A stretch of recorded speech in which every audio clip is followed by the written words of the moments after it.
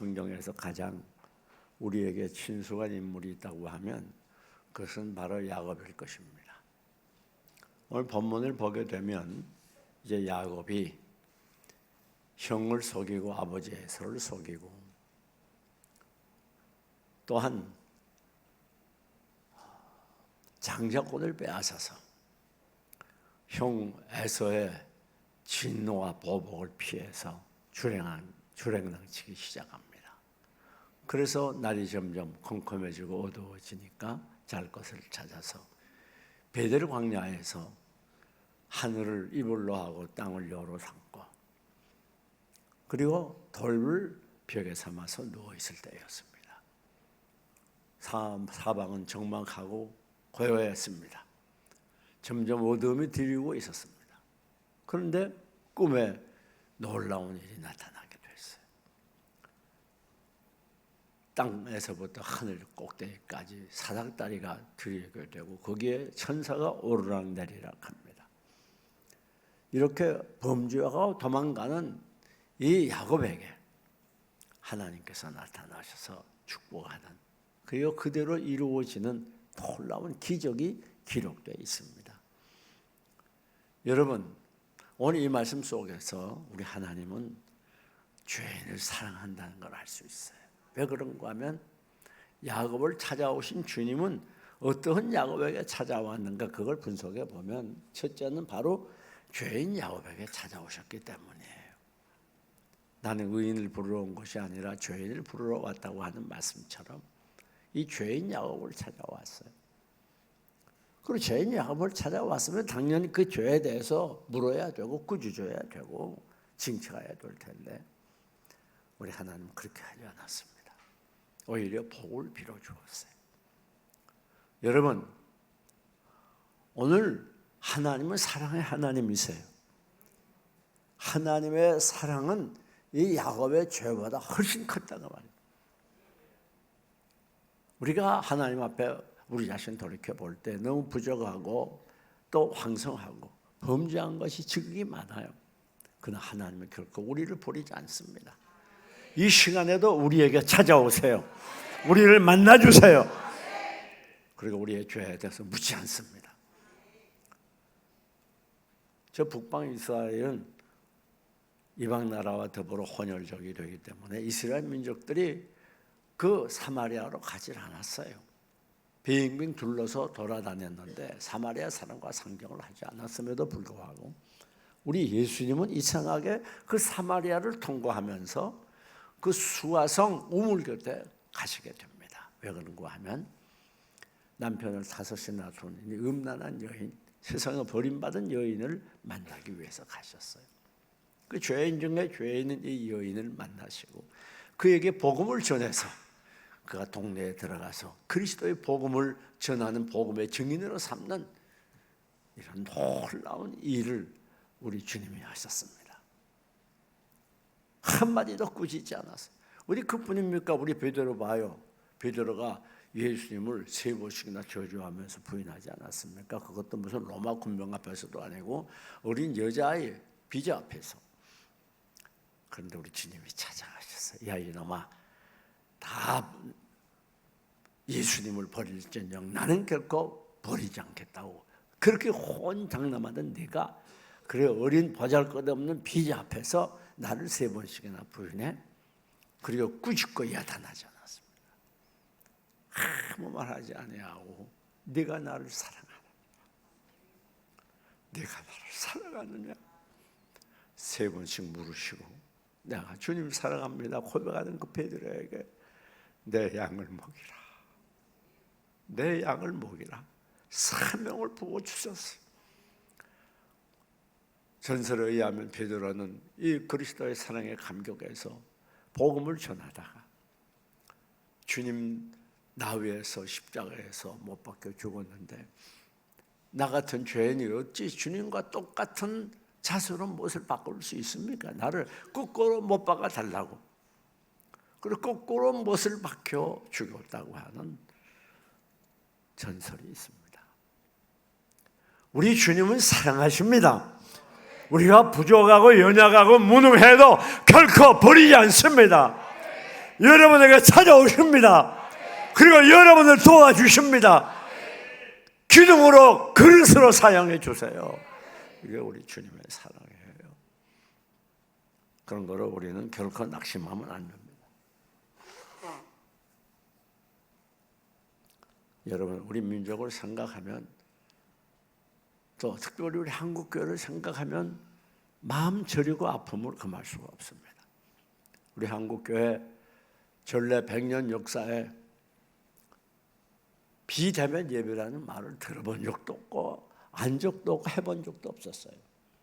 비대면 예배라는 이런 말이 이렇게 실제적으로 이어지고, 그러면서 때로는 교회들이 문을 닫기도 하고 폐쇄당하기도 하고, 이런 때가 언제가 있었습니까? 그러다 보니까 한국교회 교인들도 마침 어두운 터널을 걸어가는 것처럼 무엇이 옳은지, 어떤 목사님들은 비대면 예배가 좋은 거라고 권장하고, 어떤 목사님은 예배는 대면 예배가 예배고 그게 생명이고 우리 그리스도인들은 그 예배를 위해서 살아가는 존재고 예배 드리는 게 삶의 최대의 가치라고 말하고 있고, 교인들이 도대체 어떻게 해야 될지 갈피를 잡을 수 없어 방황해요. 1000만이나 넘는 한국 교인들의 방황한 모습을 생각할 때 가슴이 저리지 않을 수가 없어요. 우리 한국 교회가 어쩌다가 이렇게 되었는가. 그러나 분명한 건 여기에는 분명히 하나님의 섭리와 뜻이 있습니다. 오늘까지 한국 교회가 부정한 도 많고 또 타락한 것도 없잖아. 있어요. 세속화된 면도 물론 있어요. 다 잘했다는 건 아닙니다. 그러나 분명한 건 한국 교회는 미국 다음으로 하나님의 가장 기뻐하시는 세계 선교 대국이 됐어요. 수만 명을 파송했습니다. 그리고 다른 종교에서 찾아볼 수 없고 우리 한국 정부에서 하지 못하는 이 큰 복지사역, 구제사역, 이런 것들은 전부 우리 기독교에서 하는 겁니다. 한국 전체의 총말라에서 복지사업의 70%를 기독교가 하고 있어요. 여러분, 한국교회 자랑할 일 많습니다. 그러나 그런 것을 한다고 말하는 사람은 없어요. 그러나 우리 하나님 알고 계시고, 하나님은 결코 우리 한국교회를 버리지 않습니다. 하나님은 한국교회를 반드시 회복시켜주고 반드시 사랑해주고 부흥을 일으켜 주실 거예요. 왜? 하나님 우리 죄만 보는 분이 아닙니다. 사랑하는 여러분, 오늘의 사회가 교회를 비웃고 손가락질하고 업수 여깁니다. 낙심하지 마시기 바랍니다. 하나님이 우리 한국교회를 다시 일으켜 주시고 다시 새롭게 주실 때가 있습니다. 이번 교회 통하여 우리 모두 하나님께 자성하고 회개할 것을 회개하고 바로 서게 되면 반드시 하나님의 은총이 임할 것입니다. 뿐만 아니라 이 야곱이 불안한 그때 우리 하나님이 찾아오셨어요. 생각해봐요. 야곱이 얼마나 불안했겠습니까? 갑자기 가정을 떠나게 되면서 고향 산천을 버리고 사랑하는 부모님을, 친지들을 멀리하고 친구들을 떠나서 저 외삼촌이 사는 밭다마란 아마 만나본 적이 거의 없었을 거라고 저는 그렇게 생각합니다. 왜그런가 하면 그게 800km니까 이 서울에서 부산까지 왕복거리예요. 지금 우리가 차를 타고 다니지만은 그때 당시에 무슨 교통편이 있습니까? 그 먼 거리를 언제 왔다 갔다 하면서 교제하면서 만났겠어요? 그렇게 생각해 볼 때 잘 알지도 못하는, 만나보지도 못했던, 성격이 어떤지도 모르는 외삼촌 가정에 가 산다는 거 그렇게 쉬운 일이 아니지요. 그리고 그 먼 거리를 걸어가는 과정에서 혹시 강도 만나서 상처도 있고 죽을 수도 있는, 아무도 의지할 것도 없는 황량한 들판에 누워있는 이 야곱, 얼마나 불안했겠어요. 앞으로 어떻게 하면 좋은가. 제가 지금 언뜻 그 생각이 듭니다. 제가 1981년도에 미국 유학을 가서 존 F 케네디 공항 뉴욕에 딱 도착을 했어요. 근데 저 혼자 먼저 갔어. 근데 마침 필라델피아에서 아시는 장로님이 저를 라이드 해준다고 나와서 밤에 도착을 했어요. 밤에 이제 그 차를 타고 한 서너 시간 가야 되거든요. 필라델피아까지 내려가는데 하나님의 은혜가 감격스럽기도 하지만 한편으로 장래 어떻게 하나? 돈도 없지요. 영어도 변변히 못하지요. 나이는 들었지요. 아는 사람도 별로 없지요. 참 막막하고 불안했던 기억을 평생 잊을 수가 없어요. 아마 야곱도 그랬겠죠. 그러나 그 불안해하는 이 야곱에게 하나님이 찾아오셨어요. 여러분, 오늘 이 시대가 얼마나 우리 사람들을 불안하게 합니까? 보세요. 정치도 여와 야가 서로 계속 싸우고 있고, 어떤 분은 또 야당 국회의원이 많으니까 일방적으로 한다고 불평하는 사람도 있고, 계속해서 싸웁니다. 그러니까 정치만 여와 야로 갈리는 게 아니라 우리 백성도 여와 야로 또 갈려버렸어요. 네? 백성만 갈린 게 아니라 한국 교회도 여와 야로 갈렸어요. 어떤 분들은 어떤 목사님이 이렇게 말하고 어떤 목사님은 저렇게 말하고 도대체 갈피를 잡을 수가 없어요. 불안할 수밖에 없으면 이게 장래가 도대체 어떻게 되겠나. 게다가 북한에서는 계속해서 남한을 공격하고 남침의 기회를 노리고 있지 않습니까? 정치적으로뿐 아닙니다. 종교적으로도 지금 온갖 사이와 이단이 가득해가지고 꼭 교인들만 물고 늘어져요. 만약에 지금 불신자들이, 아니 여러분들이 지금 믿지 않는 불신자 입장으로 있다고 할 때 내가 어떤 종교를 믿고 싶다 선택하는 거 그렇게 간단하지 않죠. 서로 진리라고 하니까. 뿐만 아닙니다. 오늘 교회도 또 그렇게 복잡해요. 이게 뭐 얼마나 복잡한지. 어떤 분은 비대면 예배가 이거 참 좋은 거라 그거 해야 된다고 그러고, 어떤 분은 아니라고 그러고, 이게 종잡을 수가 없어요. 교인들이 지금 뭐 어떻게 해야 되는지 알 수가 없어요. 얼마나 불안한지 몰라요. 시대가. 경제적으로도 마찬가지입니다. 경제적으로도 지금 한 10,000개 이상의 이 기업들이 문을 닫았다고 그래요. 여러분도 다니면서 보시면 상점들이 문을 닫고 있는 게 얼마나 많아요. 계속해서 문을 닫고 경제적으로 이렇게 어려워서 IMF 때보다 더 어렵다고 힘들어하지 않습니까? 한 날이 어떻게 될지 알 수가 없어요. 지금 실업자는 계속 늘어나고 집값은 계속 올라가고. 사랑하는 여러분, 이렇게 불안한 시대를 맞이해서 우리가 갈 바 몰라 방황할 때가 많아도 그러나 걱정하지 마세요. 왜 그런가 하면 우리 하나님이 찾아오시면 해결이 됩니다.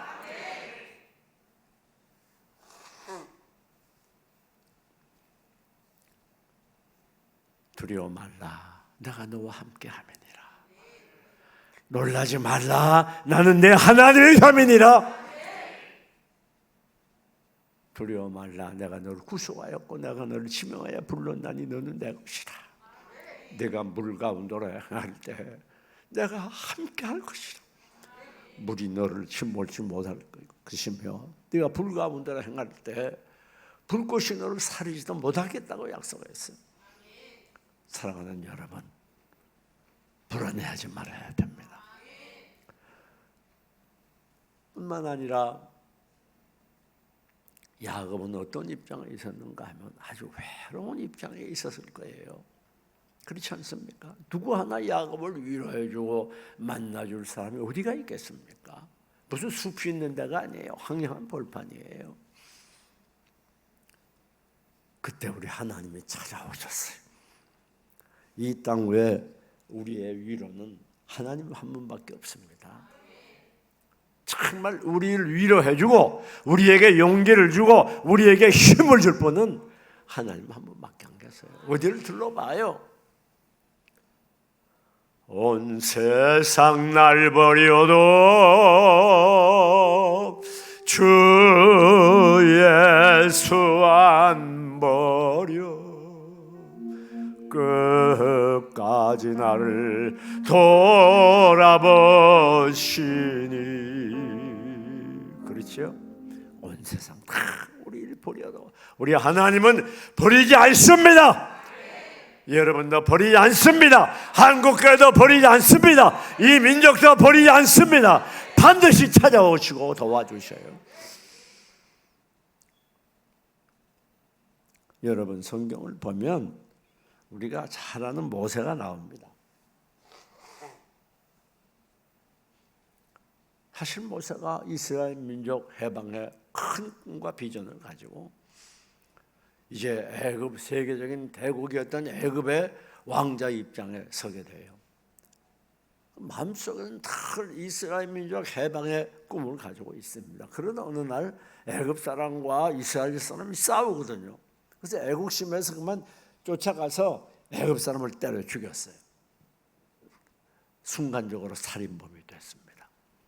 그래가지고 쫓기는 몸이 돼 저 미디안 광야에 가서 양을 치는데 목동이 됩니다. 40년 양을 쳐요. 그러니까 이제 과거에 애굽에서 누리던 부귀영화 다 포기했어요. 정말 외로워요. 누구 한 사람 친구가 없습니다. 그렇게 외로운데 양들과 더불어 매일매일 40년을 살았어요. 외로움의 극치입니다. 그런데 가시떨기에서 우리 하나님이 이 모세를 만나 주시고 내 발에 신을 벗으라. 그리고 모세를 이스라엘 민족 해방의 위대한 인물로 삼아주지 않습니까? 이것이 하나님의 사랑이에요. 우리 성경은 역설적입니다. 살고자 하는 죽고 죽고자 하는 살아나는 거예요. 얻고자 하는 자는 잃어버리는 거예요. 여러분 마찬가지입니다. 오늘 우리가 외로울 때 그때 하나님의 위로가 찾아오게 되는 것입니다. 외로움을 통해서 우리가 하나님 더 가까이 가게 되고 외로움을 통해서 하나님 더 의지하게 되고 더 큰 믿음을 가지게 되는 것입니다. 외로워서 너무나 외로워서 울면서 밤을 지새워도 계속해서 더 큰 외로움이 우리를 뒤덮는 그때 이 세상 나를 위로해줄 자 아무도 없어도 우리 주님만은 여러분을 찾아와 주시고 위로해 주십니다. 사실 여러분 그래서 성령은 보혜사 위로자라는 별명을 가지고 다음 이 야곱은 다 포기할 수밖에 없는 상황이었어요. 왜? 가진 모든 건 하나도 없어요. 그날이 벗다 만나지고 지금 광야에 베델 광야에 비참하게 누워있는 때였어요. 그런데 여러분 우리 하나님께서는 우리가 세상 것 다 포기하는 그때 우리에게 찾아와 주시는 것입니다. 그때 우리를 사로잡아 주시고 우리를 새롭게 하시고 우리를 변화시키고 우리의 기도를 응답해 주는 거예요. 우리가 왜 문제가 생기는가? 포기하지 못해서 문제가 생기는 거예요. 내 것으로 가득 차면 하나님의 역사할 장소가 없어요. 세상 것 다 포기하면 포기할수록 하나님의 은혜가 더 충만하게 임하고 하나님의 능력이 우리를 강하게 사로잡고 하나님께서 우리의 갈 길을 인도해 주시게 되는 것입니다. 내가 죽은 만큼 내가 포기한 만큼 주님을 닮아가게 되고 그리고 성숙한 신앙의 사람이 되는 거예요. 사랑하는 여러분 얼마나 우리가 포기했는가 생각해 봐요. 내 자신이 모든 것 포기할 때 그때 하나님의 역사가 나타나요. 왜 오늘 우리에게 환난 시련이 다가옵니까? 하나님이 우리로 하여금 나 자신을 깨트리게 하고 포기하게 하도록 하기 위해서 그래서 환난 시련이 멈추지 않는 거예요. 이제 우리 자신을 다 내려놓고 깨트려 버리고 나의 의지는 주님밖에 없다고, 정말 이 땅 위에서 나를 도와줄 분은 예수 한 분밖에 없다고 고백하는 그때 우리 주님께서 그 심령 속에 찾아오시고 그 심령에게 은혜를 베푸시고 필요한 것을 공급해 주시고 그에게 능력을 주시는 거예요. 우리 한국교회가 그 사이 동안에 너무 좀 흥청거렸어요. 사실은 왜 그런가 하면 우리 한국 민족이 이렇게 순식간에 잘 살고 세계적으로 그 많은 수백 개의 나라 중에서 뭐 10위니 12위니 이렇게 풍요를 누리지 않았습니까? 실상 여러분 세계를 다녀보면 한국처럼 살기 좋은 나라가 없어요. 그러다 보니까 교회들이 흥청망청하고 열심히 하나님을 섬기고 믿음으로 사는 것이 아니라 그냥 세속적으로 점점 빠지게 되면서 쾌락주의로 어떻게 하든 편하게 예수 믿으려고, 어떻게 하든지 세상에서 좀 더 잘 살아보고 돈 많이 먹고, 이제는 포기해야 됩니다. 오늘의 이 코로나로 인한 교회 핍박과 환난은 바로 포기하라고 하는 하나님의 신호예요.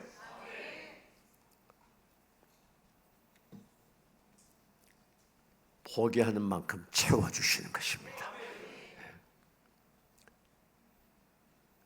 다음 두 번째, 이 야곱을 찾아오신 분 아니라 이 야곱이 있는 땅과 저 하늘 꼭대기까지 사닥다리가 높이 펴지고 거기에 천사가 오르락 내리락 하고 하나님이 서 계셨다고 그랬어요. 이건 무슨 말인가 하면 사닥다리는 바로 예수 그리스도를 가르칩니다. 주님이 중보자가 돼서 하나님과 우리 사이를 연결시켜 주는 거예요. 여러분, 그래서 우리 주님은 나는 곧 길이요 진리요 생명이니 나로 말미암지 않고는 아버지께 올 자가 없다고 그랬어요. 사도행전 4장 12절은 그리스도 이외에 다른 이로서는 구원 얻을 이름을 준 적이 없다고 그랬어요. 여러분이 예수 그리스도를 구주로 영접하고 이 예수 그리스도가 여러분의 남편이 되시고 여러분의 왕이 되시기 때문에 하나님이 여러분의 아버지가 되고 여러분이 자녀가 되기 때문에 여러분의 장래는 완전히 보장되어 있다고 하는 걸 믿으시기 바랍니다. 사랑하는 여러분, 우리 하나님은 우리의 죄를 보고 죄만 가지고 착하는 그런 하나님 아니십니다. 사랑하는 탕자들을 매일같이 문 앞에서 기다리신 사랑이 많으신 아버지, 그가 바로 우리 하나님 아버지입니다. 그가 바로 여러분의 아버지입니다. 그렇기 때문에 비록 서로 우리가 하나님을 떠나고 범죄하고 허랑방탕했더라도 낙심하지 말고 오늘 이 자리에 찾아오신 예수님을 맞이하시기 바랍니다. 영접하시기 바랍니다. 예수님의 품에 안기시기를 바랍니다. 마지막 축복하시는 하나님이십니다.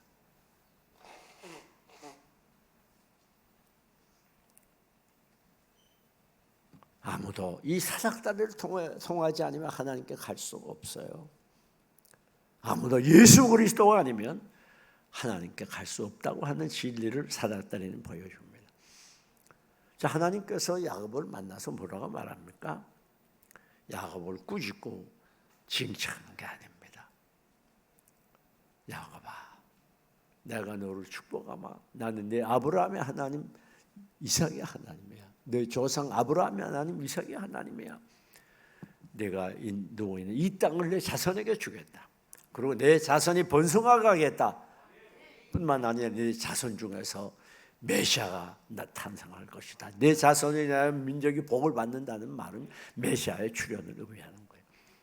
더 나아가서 내가 어디로 가든지 내가 너와 함께 있고 내가 다시 돌아오게 될 것이다. 내가 너를 결코 떠나지 않으며 버리지 아니하겠다. 그 약속하셨다는 말이에요. 그래서 야곱은 꿈에서 깨어나서 너무 감격해서 자기가 베고자 하던 돌을 세워놓고 거기에 기름을 붓고 알고 보니 이것이 바로 하늘의 문이었구나, 하나님의 전이었구나. 그리고 그 이름이 원래는 루스였는데 베델이라고 이름을 바꾸었습니다. 야곱은 하나님의 약속대로 외삼촌 라반의 집에 무사히 가서 큰 재산을 먹고 많은 가족을 거느리고 금이환영하지 않습니까? 그리고 오늘까지 믿음의 조상으로 불리우지 않습니까? 더 긴 말씀드리지 않습니다. 사랑하는 여러분, 현실이 이렇게 힘들고 고통스럽고 불안하고 앞날을 가름할 수 없는 안개 자욱한 희망이 없어 보이는 현실이지만, 그러나 야곱에게 찾아오신 주님, 이 시간 여러분에게 찾아오셨어요. 그리고 여러분에게 복 주시기를 원합니다. 우리 모두 이 주님 마음속에 모시고 야곱에게 받았던 복을 받아 누리고 오늘도 내일도 주님과 함께 승리의 삶을 살아가시기를 주님의 이름으로 축원합니다. 축원합니다.